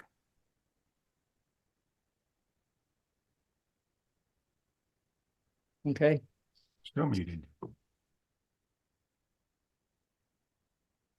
Eric, I'm waiting on Eric to get it. There we go. It was There we saying a host has not allowed you to unmute yourself. I saw that. Yeah. I love that It's control. okay. I mean, I can just lip sync it if we want, but well, first of all, a brilliant work tonight, Michael. I'm taking notes, and I'm sure everybody else is. For this tool, just to give the short version of it, all of us who are small business owners or entrepreneurs, or even big business owners or mid-size, feel like we're in the red ocean of a Pharaoh economy. The greed, the pursuit of money over everything else. And we recognize that as moral business owners, we do want to make profit financially, but we have to make profit in terms of the maturity of our people, in terms of the maturity of our processes and how we do what we do in establishing a different way of doing business. A lot of people will say, hey, I love all that, but I just got to get organized. I just got to get some sales. And we have tried to combine those two things to say it doesn't have to be either or. You really can do business the way that you want to. It is possible, but it's not possible without a map. I've been working with business owners, most of you guys know, for over 2 decades. And one of the things that always comes up is, I just don't know where to start. I worked on this for a little while, but then the busyness of the day took over. I didn't get back to it for 3 months. And that happened year after year after year. I actually had one person tell me, I've been in business 20 years, but after taking your flagship assessment, I realized I've been just repeating the first 2 years of business 10 times. And that's what we want to help you do. We want to help you figure out exactly what is the right order of business development. Okay, you could do the exact right thing at the wrong time and still get the wrong result. It's exactly the right technique, but it's out of sequence. And I will say it this way, from having a martial arts background, if you've seen any of the Karate Kid movies, maybe you'll get a laugh out of this. If you block too soon, you still get hit. If you block too late, you still get hit. It doesn't matter how good your block was if the timing was off. Wax on, wax off. If you wax on at the wrong time, you still get hit in the face. And a lot of us as business owners are getting hit in the face, not because what we're doing isn't right, but because the timing and the sequence is not right. This assessment is going to help you understand the 12 areas of business and exactly what sequence to work on them in, so that you can not only block the right way, but you can block at the right time. It measures sales, marketing, finance, leadership, management, all the things that you think, but it measures them in 4 ways. One is one you're probably already doing, which is performance. But what about strategic alignment? Is that system or that area in your business in alignment with the calling on your life and the way you need to do business? So that's a second area a lot of people miss. The third area is scalability. If you doubled your business and if you work with Michael and you get involved in these coaching programs, you very well might. Okay, well, great. When that happens, what now? Well, that's a good problem to have, but we also want to make sure that the boat can handle that journey, can handle that volume. And the final thing, and maybe to me, one of the most important things, is the systemization. You might say, hey, last year was our very best year in business. We're doing awesome. Well, you're doing good in one of the 4 areas. But if you consider all 4 areas, we want to ask, if your team went away today and they were replaced by people who are highly competent but inexperienced in your particular business, how long would it take them to get back up to the results you were seeing before? And if you're not well systemized, the answer might be never. So I love it if we're performing great, awesome. But how do we keep performing great? How do we transcend the generations? If you're thinking about building a multi-generational business, if you're thinking about really taking ground instead of just taking people's money, right? If you're really thinking about the long-term implications of a well-run, morally aligned business, we need all 4. We got to perform, okay? But we got to be scalable, systemized, and in strategic alignment.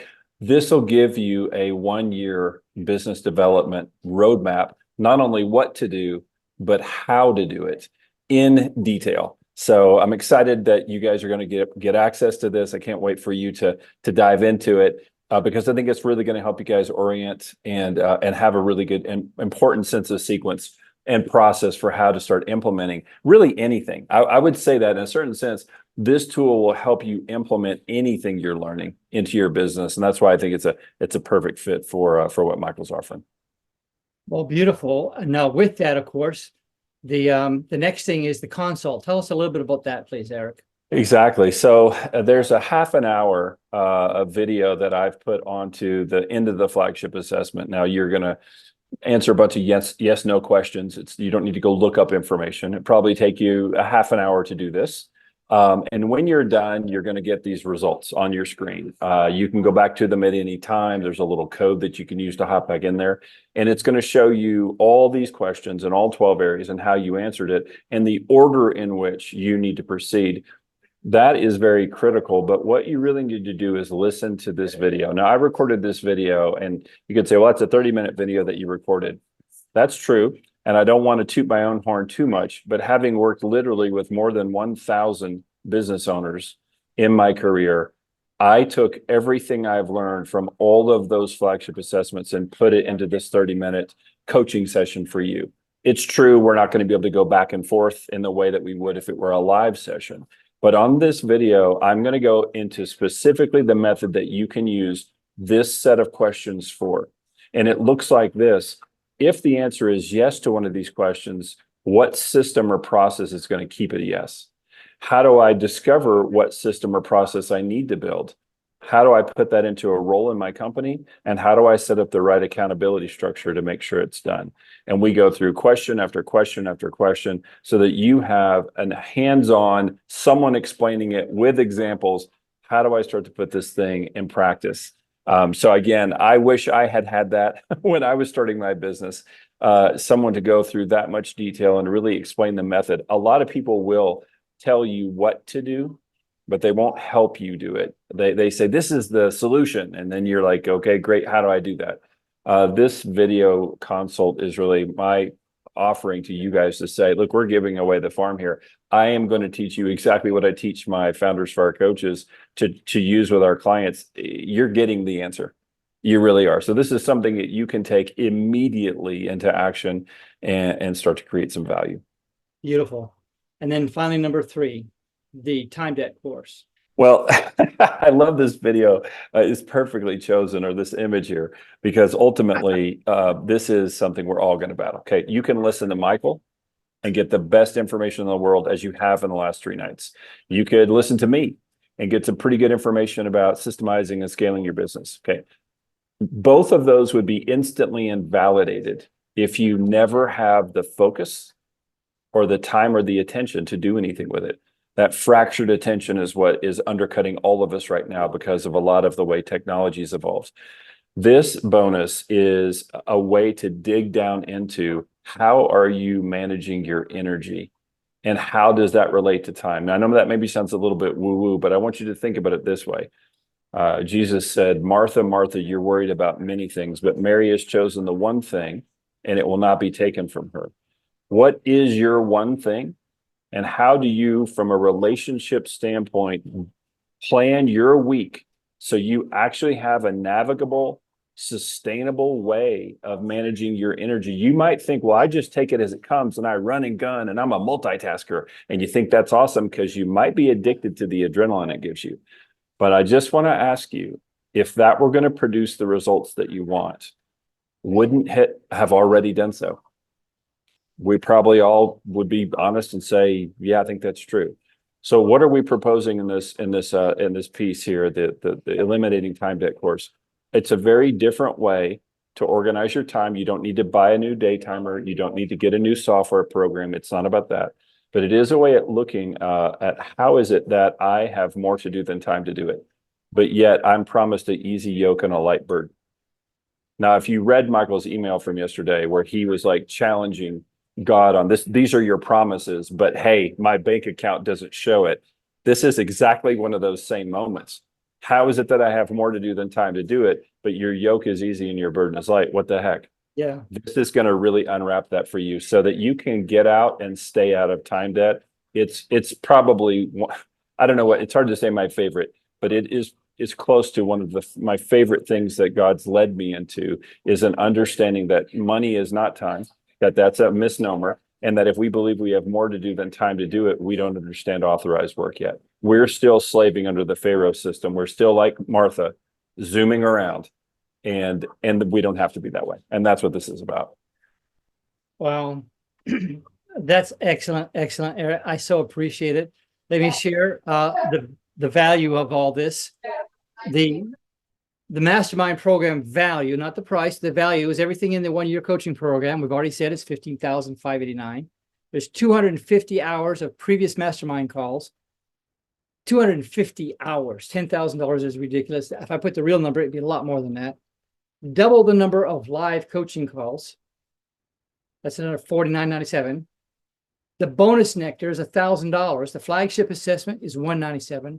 The consult that he put together is $495, and the debt course is $359. So the total value of this package is $31,000. But what are we going to do with it? Well, it's simple. The investment with all the components and bonuses is $74.95. There is a launch discount. We're doing it for 5 days. And the reason it's 5 days, I want to give you guys time. You don't have to rush into something tonight in the next 15 minutes or it goes. No, I don't do that kind of stuff. There's a $3,000 discount. It goes away in 5 days. Your price for this, the investment, is $44.95 for everything that you heard. The monthly option, if you prefer to do it monthly, is $449 a month for a 12-month period. And you go to the same place, jesusschoolofbusiness.com/SAW. I think Wally's going to put the link in there. I can't tell you, Eric is brilliant, as people have already who know him know. This is great stuff to put together. We start a week from Friday. All sessions are recorded for later access. We do also have something called a 30-day happiness guarantee. If for any reason you're not happy with your investment, even if it's day 29 at midnight, you can request a full refund and you will definitely get it. There is absolutely zero risk. Now, I mentioned to you yesterday, I told you about this guy that went to the hospital, got $8.2 million deal. Well, some results will happen almost immediately. This is the guy. He's been using the program. He said his sales have gone up 100% conservatively. And he's the guy that got the $8.2 million thing by listening to the Moses questioning strategy and acting on it. Ken Delaney. And then Joe Johnson, a serial entrepreneur, said to me, he said in a letter to me, I ended up buying a distressed educational company that was insolvent and on the verge of collapse. And the first thing Michael did was to dramatically improve some of our conversion rates using his innovative strategies. And within 4 or 5 months, we were current with all of our creditors. And by the end of the year, we did 30 million in revenue and 6 million in profit.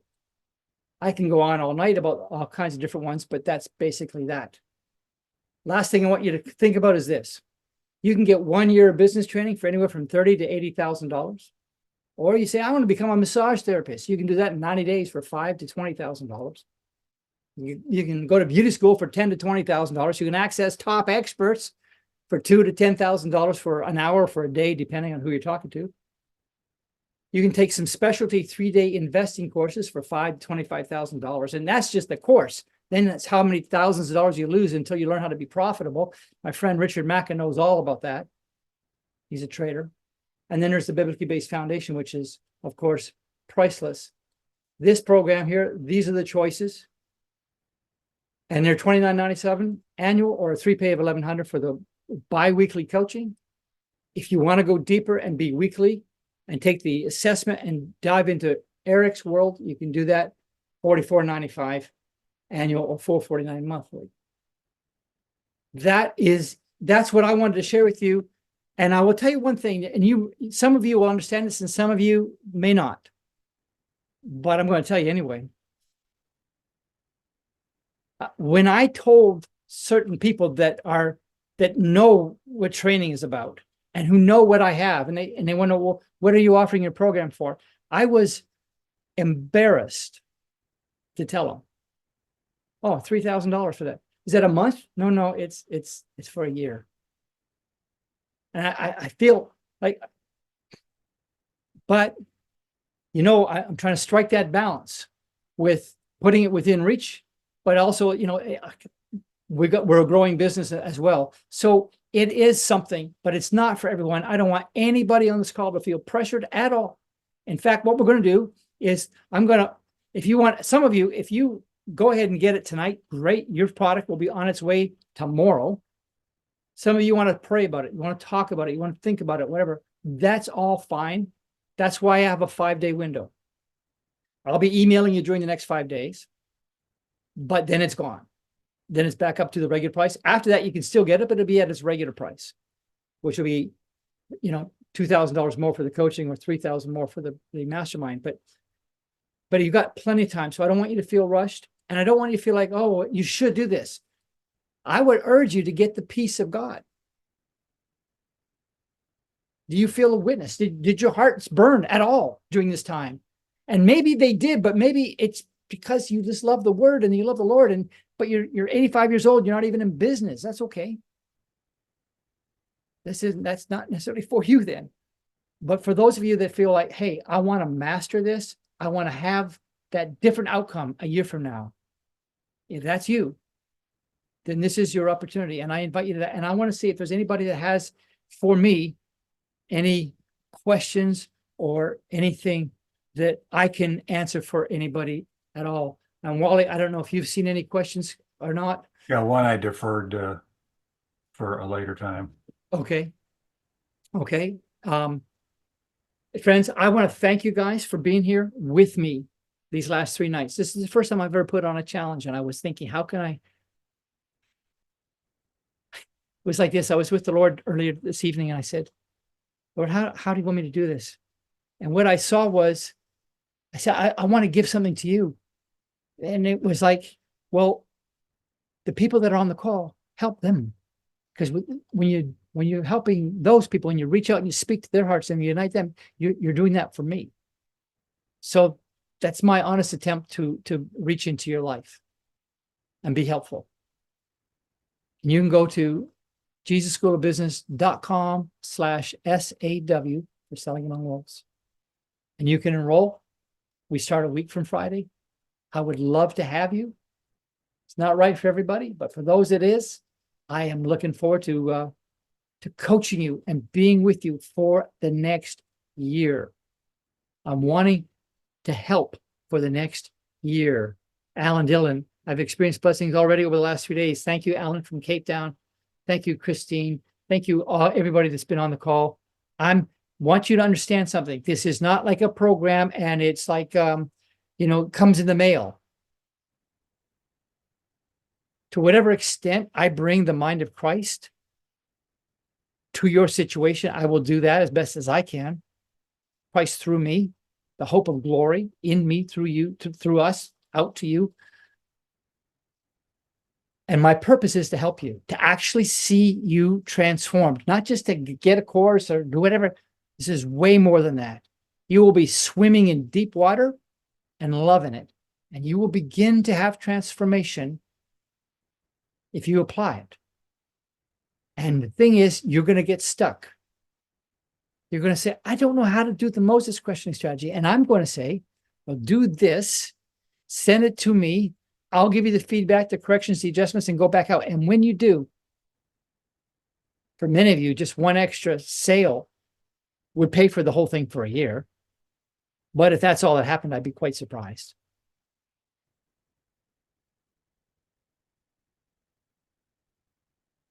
I just want you guys to, I want you, those of you that this is right for, I want you to get it. Those of you that have just been blessed, but maybe that's not your place in life. You know what I talked about yesterday? I talked about timing, parable of the sower. You remember that? There's one seed that has the thorns and all that kind of stuff. It's because the timing's not right for somebody.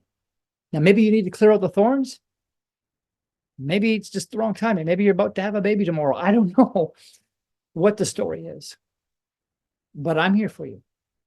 And for the next year, I'm going to walk with you and do my level best to help you in the next 12 months transform into a high-performing, God-loving, evangelistic kind of person in the marketplace, taking territory, not shrinking back, not getting all afraid when stuff happens, but actually planting your flag in the ground.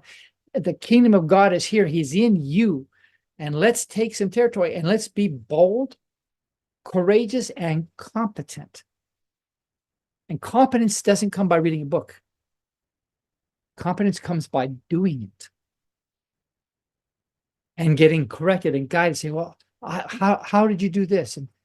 And those kinds of things. So, Wally, I have not had my glasses on. I see that I can tell there's comments going by. Is there anything I need to address? A question came up from Jerry Campbell. He said, would the coaching option help people with the sales and scripting for someone who is considering going back into financial sales?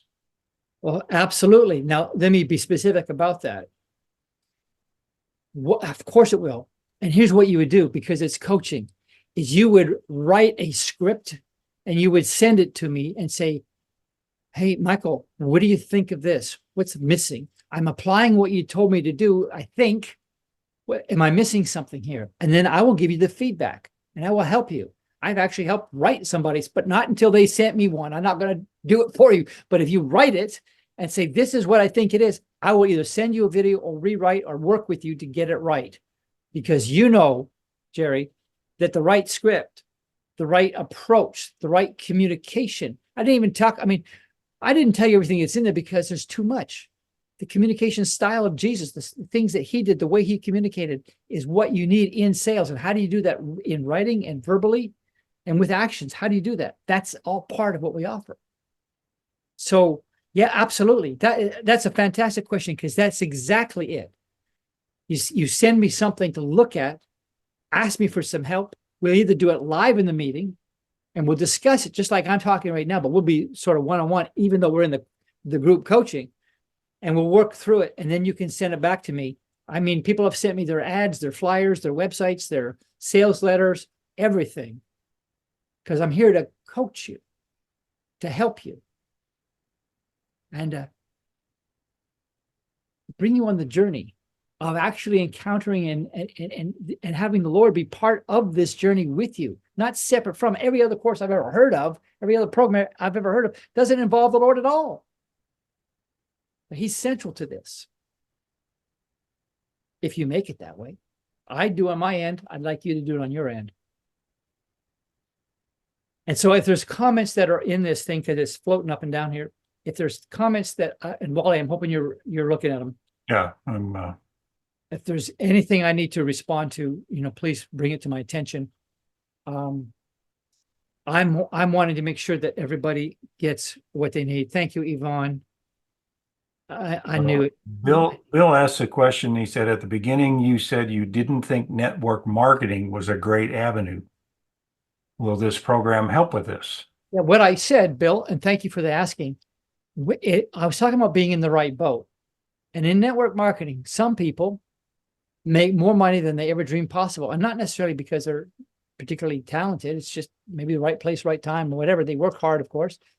But what I was making the point of was saying that when you're choosing, like I sold copiers for a living for a good number of years as a young man.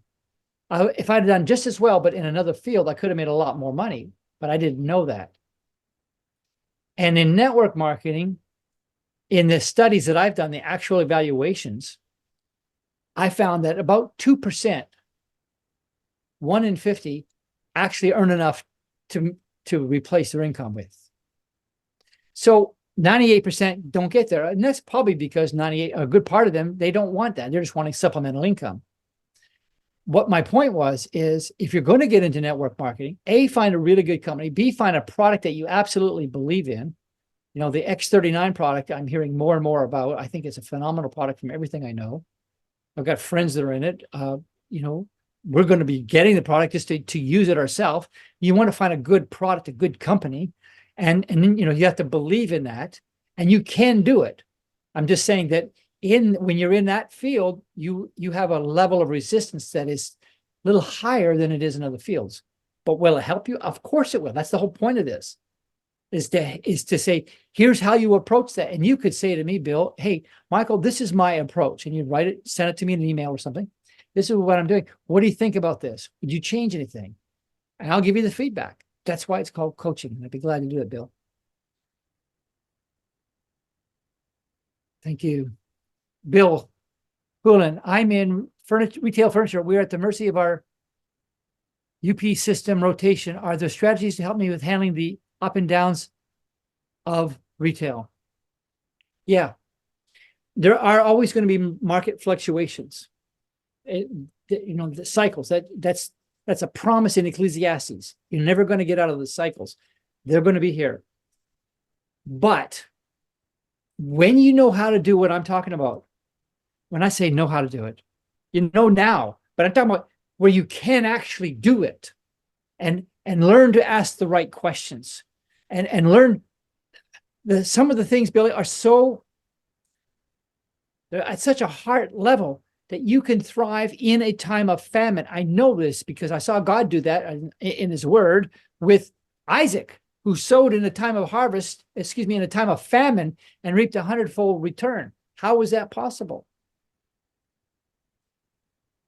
It has to do with Proverbs 3, verse 3 and 4. There are a lot of factors that come into play here, because this isn't just about technique, Billy. This is why we engage your own faith in Christ, in his word, and how to walk in faith. I didn't really talk about it much, but remember when I talked about the tabernacle last night, and I said there's level 1, level 2, and level 3. Level 1 is the natural things that anybody can learn. And if you're really good at it, you'll do quite well. Level 2 is where you say, oh, wait a minute. I need a script, but I'm going to get something from God. I'm going to learn from Peter what he did in Acts chapter 2. That's level 2. And level 3, Billy, level 3, that's the supernatural. That's where, okay, you asked me. Oh, Lord.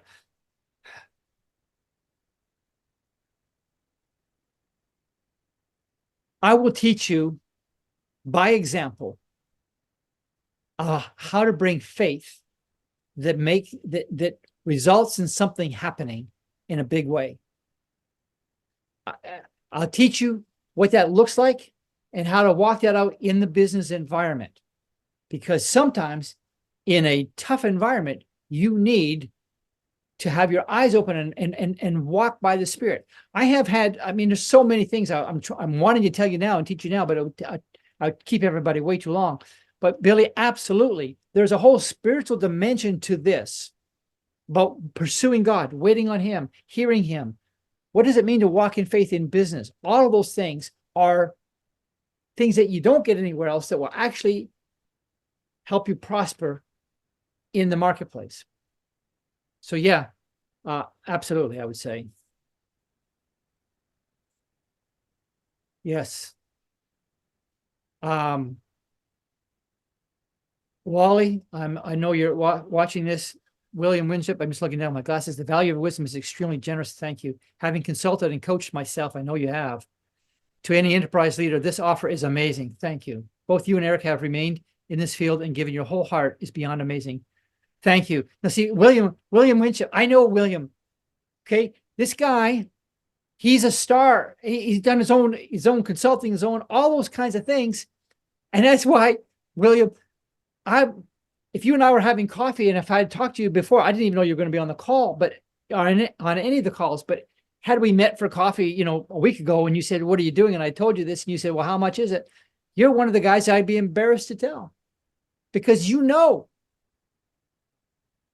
not everybody does. You know what it costs. You know what's invested. You know what it takes. You understand that. Not everybody does. Not because there's something wrong with them. It's just that they haven't walked in those fields before. Wes Holz Apple. I have yet to take Michael's English grammar class.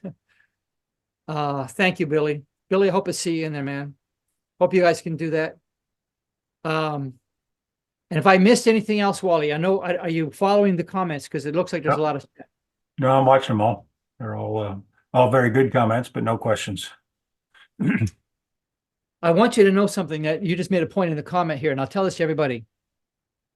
Everything that I teach, I've walked. The reason why it took me over 40 years to get to this point is because I had to work it out in the marketplace. So that when I saw an agouti eating a Brazil nut, I said, I think I know what that is. It wasn't until I got a deal with Success Magazine that I thought, okay, I really do get this. When I can go on, honestly, I'm so energized right now. I'm trying there's a lady named Bobby that I think she may be on the call. And she said, you kind of speak fast. And I wanted to go slow, but if I could be up for the next 24 hours straight and not even get tired telling you just so much here for you. I want to bring transformation. If you guys want that transformation, and if you want to go on the journey with me, I may not be the right person for you. That's okay. I'm not trying to get anybody to do anything. I want to help you. And if we're a fit, let's do it. And if not, let's be friends. And William, in the replay, you can actually slow it down. Yeah, that's right. I told that to the lady. I said, I'm sorry, I'll try to talk slower. But the problem is, I know what's inside me. It's this pressure of a fire hose that's in me is trying to get out. And I'm trying to hold it back. And you're doing well. I'm working on it. And then I get comments from people that I've only seen like half a dozen, even out of the hundreds that are there. I've just seen a few. I'm sorry. It's hard to do both at the same time, but as long as you're watching that, I know I'm good. So listen, guys and gals, if anybody else got another question here, Oh, there's Roberta Johnson. Absolutely, Michael. Appreciate your enthusiasm and want you to be you. The speed is spiritual excitement. That's right. Roberta is the one that made the comment to me via email, and I was thinking, oh Lord, help me be good, not only for her but anybody else that thinks I am a little bit speedy. Judy said, Bobby said, no worries. What did he say? You be you. Yeah, thank you, sweetheart. Richard Macca, it makes us better listeners. Let me tell you something, Richard, and everybody, just for fun. When I'm listening to like an audiobook or whatever, this drives my beautiful wife, Judy, drives her kind of batty when she hears it. Because it's like, what are you doing? I play it at double speed. Absolutely. Absolutely. I play it at double speed, not because You're I'm the only guy I can't. Pardon me? You're the only person I can't do that to. Oh, yeah. I play it at double speed because I retain it better, because it forces me to pay attention. But when we're talking at normal speed, if I'm listening to somebody, my mind goes on quick vacations between words. It just does. Like, oh, and sometimes I skip a word because it's a very nice picture I had or an illustration. But when it's like double speed or even faster, sometimes I retain more. So I'm a bit wired that way, but I try to slow down. And Nicole says, normal speed puts me to sleep. Wendy says, I like you being you. It excites me too. Thank you. Susan says, thank you so much. Phenomenal insight. Perspective for kingdom-driven professionals. I'm telling you, the stuff I told you tonight, oh my gosh. There isn't anybody on the call that could not make $1 million in the next 12 months if they properly apply this. Now, you have to be in the right boat. In other words, if you're trying to make $1 million and you're in a network marketing company that doesn't have a good product, doesn't have good service, doesn't have much success, lots of luck. If you're in a good company, that's a different story. Got to get in the right boat. Richard said Moses was a stutterer. That's right. Roger Weaver, just checking. No monthly payment. There's a monthly payment for, here we go. Thank you for that question. There's a monthly payment for the weekly mastermind. There's a 3-pay for the coaching. And the other option, if you need monthly, of course, is PayPal. They'll do a monthly thing for you. What else we got? Thank you, Tom. Thank you, everybody. Listen, guys, I'm not seeing any more questions. Wally, if I've missed anything, let me know. Tom Jeffrey. Hey, you know what, Tom? And everybody else has done this. When I'm finished for the night, I download the comments and then I get to read them because it's hard to do it while you're talking and everything. And believe it or not, it's encouraging to have somebody pour back a little bit and say, here's what I got out of it. What did Wes say here? Wes, one of the most amazing things that came from my years of experience when receiving coaching from Michael is that while you may get near quitting your business, then you have a positive interaction during the coaching session. And just like that, you're back in the game. You're excited stage of growing your business and yourself. I remember Wes, amazing. We had some great times together in Mississippi. Yep. Roberta says, you don't know how many times I grinned and chuckled. Hang on, it moved away from me here. Enjoying your enthusiasm tonight. Thank you, Roberta. God bless you. God bless you. Gulam Fernandez, takeaways. Wow, you got some takeaways there. Thank you, thank you, thank you. Rosalind Smith, some key takeaways. Robert Seifert, key takeaways. I don't quite know what all that is, but Corey Korolewski, thank you for everything, Michael, and everyone supporting, helping business leaders change and grow. Prayers for each and every person on the call. Corey, God bless you, brother. Appreciate the comment. Thank you for taking the time. Anybody got any closing comments? Put them in there, please. Don McNally, Michael, this was great. Thank you for your time, your wisdom, willingness to share with others. God bless. Gabriella, what a blessing you are, Michael. Thank you, Gabriella. Thank you so much. I've learned a lot from you. I hope so. That was the intent. If anybody else got anything, please share it. Thank you. We're going to close out.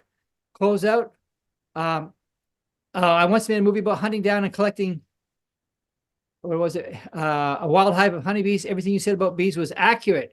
The correlation to business was phenomenal. Thank you, Nicole, for noticing. I realize a lot of people don't notice because they don't know, but I've done a lot of the searching. Paula, oh my gosh.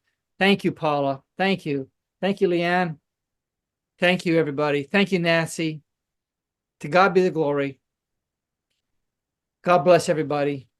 Maybe I'll put the chat out. I'll figure that, download it first and see what we got going here, Susan.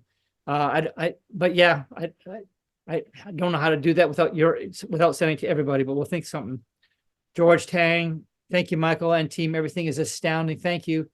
I'm going to eat up the replays. Yes, John. Yes, yes, yes. Hey, listen, if you're still on the call, I don't know if there's 5 of you left or who's left. I don't know if it's 150, but whatever it is, if you would kindly share the replays with everybody you know, I would appreciate that. Would help. Thank you very much. All right. God bless you. Shalom. God bless you. Anna, thank you, everybody. If you got anything else to say when we hang up, email it to us. I would appreciate it. Thank you. God bless. Good night. Amen and amen. And Wally, I'm turning over to you, buddy, to shut her down. Good. Good night, everyone.